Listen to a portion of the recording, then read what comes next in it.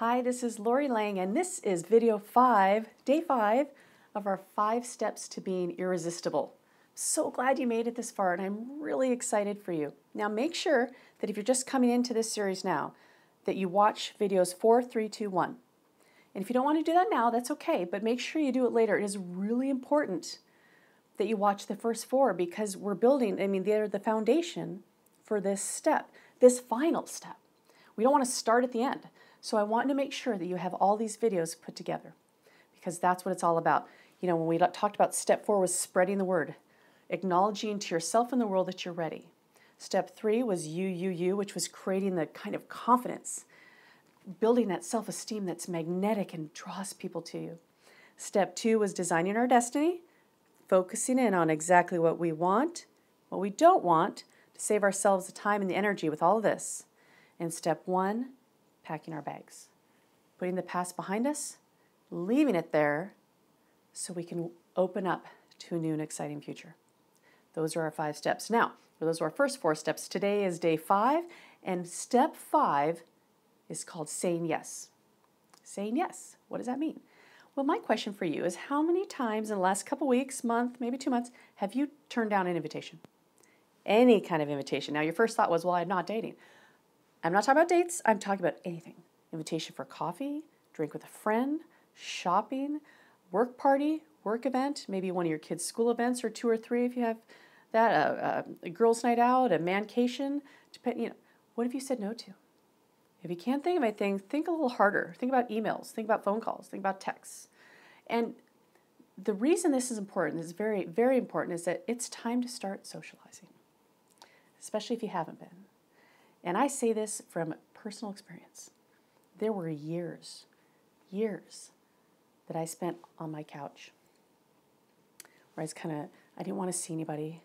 I went to work because I had to, but I didn't want to talk to anybody. I had no self-confidence. I had no self-esteem. I just wanted to be loved and love my kids and my family, and that was it. And I had no interest in anything else. I was reading books. I was watching TV. I was happy at times, but I was pretty much walled in and had no desire to socialize. Well, you can't really jump from there to dating again, can you? You need to start socializing, saying yes. So that's why part of these steps are so important. Building our confidence like we did in step 3 and then letting people know in step 4. Part of that now is get out there. Go talk to people. Go out for coffee with a friend. Talk to the person sitting next to you at an event. Talk, don't be weird or creepy. Okay, but be friendly with the checker at the grocery store or the person helping you find a sweater. Start talking to people, the postman, the UPS person who drops off your mail. Start talking with people. Get used to socializing again. And why this is important is there is nothing quite like going on a date with somebody you've never met before. It's a whole new kind of awkward. And if that's not awkward for you, then you are totally a rock star and I'm impressed. But for the majority of us, it's awkward. But what makes it just a tinge less awkward is being able to socialize, being able to kind of talk, ramble or talk off the top of your head, have some questions going where at least if you're uncomfortable, you can still talk and you're not just like deer in headlights, frozen, scared. So that's what we're doing. We're building our social skills. Step 5 is about saying yes and learning to talk again. And please, if that feels awkward to you, you are not alone. That is not uncommon. And in fact, personally, I think these days with so many of us with computers and technology, I think we're talking in person less and less.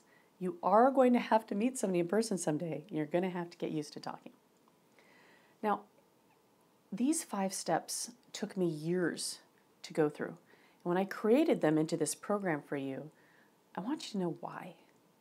Because there is nothing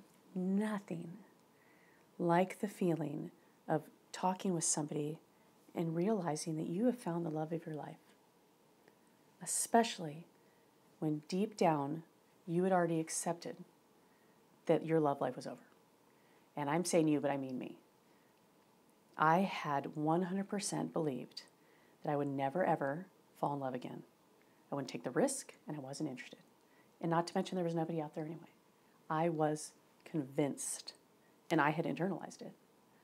I decided my love was for my kids and my family. I said that earlier. And I wasn't gonna take that chance. I know how that feels.